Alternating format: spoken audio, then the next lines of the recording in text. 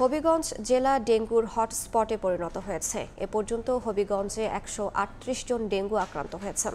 ডেঙ্গুর সর্বশেষ খবর জানাতে এই মুহূর্তে হবিগঞ্জ সদর হাসপাতাল ডেঙ্গু ওয়ার্ডে রয়েছেন সহকর্মী রাশেদ আহমদ খান। সরাসরি যুক্ত হচ্ছে তার সঙ্গে।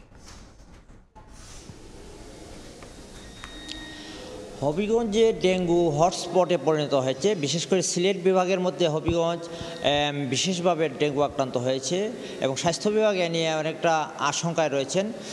আমরা স্বাস্থ্য বিভাগের সাথে কথা বলেছিলাম, তারা যেটুকু জানিয়েছেন যে হবিগঞ্জে এই পর্যন্ত ১৩৮ জন রুগী ডেঙ্গু আক্রান্ত হয়েছে এবং প্রতিদিনই ডেঙ্গু রুগী বিভিন্ন হাসপাতালে ভর্তি হচ্ছেন। স্বাস্থ্য অধিদপ্তর আমাদেরকে যে তথ্যগুলো জানিয়েছে যে আসলে হবিগঞ্জের সাথে ঢাকার যোগাযোগ অনেক বেশি এবং হবিগঞ্জের একটি শিল্পাঞ্চল রয়েছে, এখানে প্রচুর শ্রমিকরা এখানে কাজ করে, যে কারণে ঢাকার সাথে এখানে যে যোগাযোগ আসা যাওয়া মানুষজনের যে আসা যাওয়া বেশি এবং এই কারণে ডেঙ্গু সংক্রমণটা এখানে বেশি। তো আমরা কথা বলেছিলাম স্বাস্থ্য বিভাগের সাথে, তারা জানিয়েছেন তারা ডেঙ্গু প্রতিরোধে তারা কাজ করছেন এবং আজকে হবিগঞ্জ সদর হাসপাতালে আমরা দেখেছি যে ডেঙ্গু রোগীরা এখানে চিকিৎসা নিচ্ছেন। এছাড়া আপনাদেরকে আরেকটি বিষয় জানানো দরকার যে হবিগঞ্জে আসলে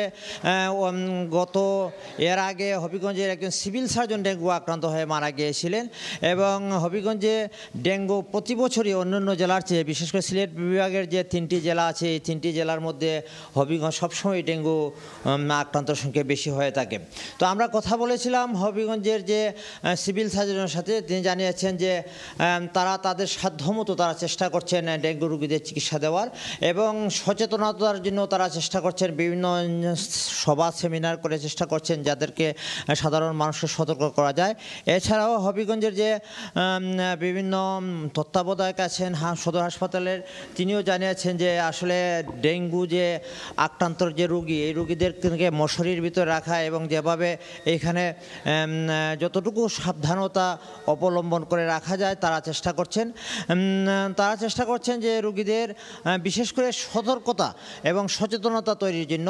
আমরা কথা বলেছিলাম এখানে ডেঙ্গু যারা আক্রান্ত আছেন তারা অনেকে জানিয়েছেন যে আসলে তারা অনেকে আছেন 3 দিন 5 দিন এবং 7 দিন এখানে হাসপাতালে ভর্তি আছেন এবং তারা জানিয়েছেন যে তাদের চেষ্টা, তাদের যে এখানে হাসপাতালে তারা ভর্তি আছেন তাদের চিকিৎসা যতটুকু দরকার তারা চিকিৎসা পাচ্ছেন। বিশেষ করে যারা এখানে হবিগঞ্জ সদর হাসপাতালে ভর্তি আছেন তাদের যতটুকু চিকিৎসা দরকার তারা জানিয়েছেন চিকিৎসা পাচ্ছেন।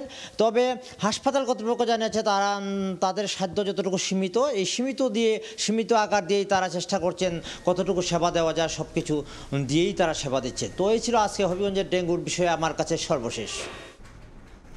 সরাসরি যুক্ত ছিলাম হবিগঞ্জে।